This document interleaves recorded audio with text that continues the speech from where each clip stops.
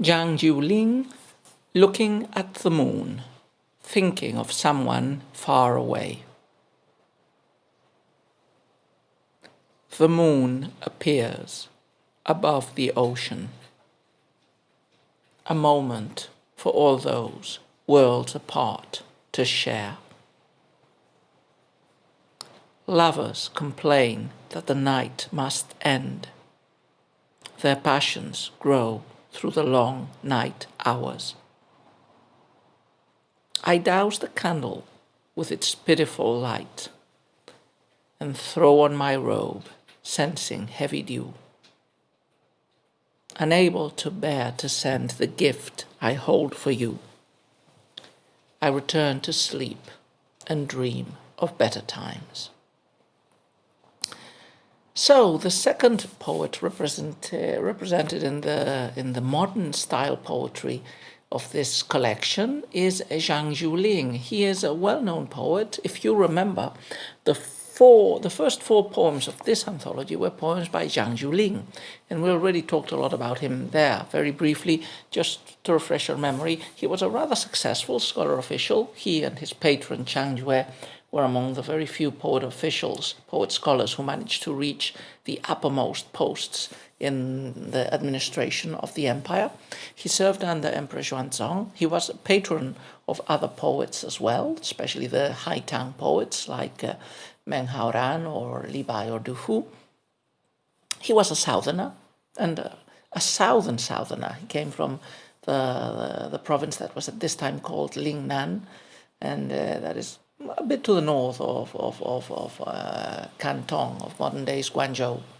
So in the almost tropical area of China. And what else? So this is a poem by Zhang Jiuling talking about the moon. And this one feels pretty transparent. It's quite a simple poem. Perhaps it has some symbolic or double meanings that I haven't been able to fathom. But, it feels like a rather simple, direct, even conventional piece on the topic. So what is its topic? It's a subtopic of wakefulness at night. It's the title says it all, looking at the moon, thinking of someone far away. So the topic of the poem is separation between, who knows, the poem is not explicit enough. It could be separation between lovers, separation between friends, and moon gazing, which was, an aesthetic activity that was very popular in Tang, China. Yeah, there were moon viewing parties. Poets enjoyed drinking under the moonlight, and so on. So wakefulness at night, separation from friends, and gazing at the moon. Like most Lu Xi, it's very short. It's just 8 lines and pretty straightforward. Most of the Lu Xi are not too good at telling stories. They're more good at lyricism, at evoking a feeling, at very synthetically describing a situation. So those are the main topics or the main aspects this poem touches upon. Let's comment upon it, as usual, couplet by couplet. I wouldn't say there are parts in this poem. Perhaps you could divide it into 2. The first 4 lines, that is the first quatrain, seems to be more generic and detached than the second one because it describes generally held perceptions about moon viewing, while the second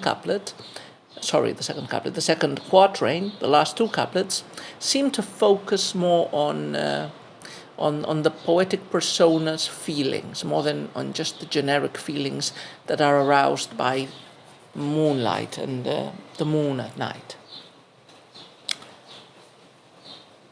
The moon appears above the ocean, a moment for all those worlds apart to share.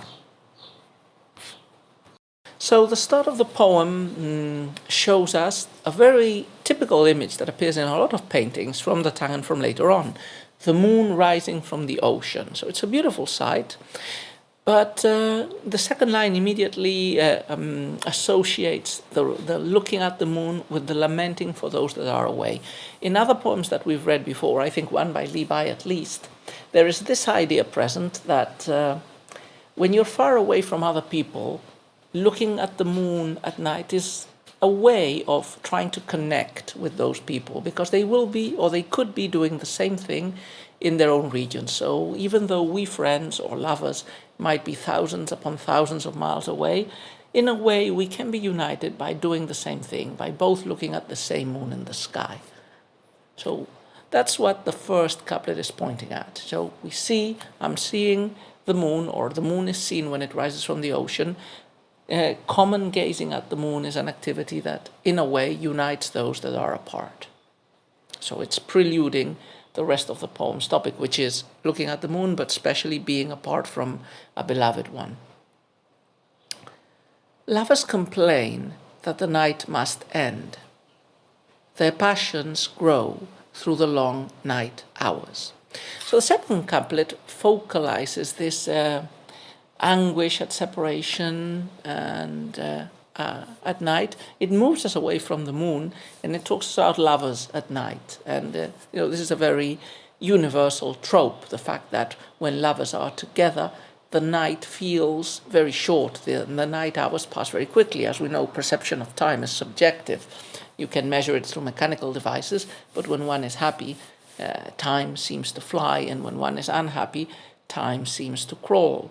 So this idea is expounded here in the second couplet. There is a paradoxical constraint or antithesis. The less hours that remain of the night, the more intensely the passion of lovers grows. So this couplet might be pointing at the fact that the separation that Zhang Jiuling is talking about in this poem might be the separation of lovers, because otherwise, why introduce the topic of lovers into the poem?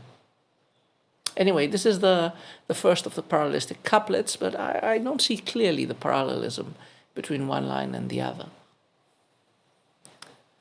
Next couplet. I douse the candle with its pitiful light, and throw on my robe, sensing heavy dew. So now we get information about the poetic persona himself. So, or herself. Well, we can imagine that it's an alter ego or a shadow of Zhang Jiuling himself. So probably a male poetic persona, if there are no other indications to the contrary. So the poetic persona, which has been thinking these thoughts of the previous 4 lines, douses the candle with its pitiful light. So we must imagine that the poetic persona was awake, wakeful at night, but now he finally decides to extinguish the small light of the candle and throw on his robe. Chinese didn't use, as far as I'm aware, of quilts and bed sheets. They used, in Japan it would be the same thing, they used their clothing, especially robes and cloaks, as coverings for sleeping. So probably this is a cold night, maybe an autumn night, because of the heavy dew that the poetic persona is sensing. So he covers himself with an extra robe. Perhaps the cold is not just generated by the season, it's also generated by its separation from the beloved person, who in other circumstances might be sharing the bed or the mat with Zhang Jiuling. So coldness and darkness come here and seem to enwrap the poet, who was until now awake at night. Unable to bear to send the gift I hold for you, I return to sleep and dream of better times. So the poet, this is all very vague. It's a very vague poem. Sometimes in poems like this, a prologue or an introduction can help us to visualize the specific context and the people that are being referred to. But this poem is probably intentionally vague and undefined. We don't know if the person who Zhang Jiuling is thinking of is a man or a woman, a friend or a lover. We don't know where the other person might be and for what reason. We get indirect hints that it must be a person of the opposite sex, but they're very indirect. Zhang Jiuling was supposed to send a gift. What gift? What type of a gift? A poem? An object? Anyway, he feels unable to send that gift that he holds. So he has it physically with him, or he has created it. He's holding it in bed. Maybe it's a poem, I imagine, that he might have written for the person in those sleepless hours. But he can't bear to send the text. Why? Or why can't he bear to send the gift? Perhaps it makes him feel too sad, or it makes him too aware of the separation between the people, between himself and the other person. So he can't muster the courage to send it. Or there might be other reasons. Well, now it's night, so it's probably not the moment to send it. Maybe the other person is completely inaccessible, or maybe even deceased. So no writing, no message, no gift can get to him. They're probably not deceased. After all, the title says, thinking of someone far away, not about thinking of someone who is no longer with us. But as I said, the poem is very ambiguous. It opens the door to many possible interpretations. And this, it seems, happens a lot in a lot of classical Chinese poetry. Remember, Chinese poetry generally does not include indications of a number, of person, of tense, pronouns. So the poems read very vaguely, and it's up to the reader and to contextual and hermeneutical clues to try to guess what the answer to these questions of who is speaking, to whom is he speaking, when, in what time is he speaking. So those are open, and an exercise left to the reader. Finally, the last line and the conclusion.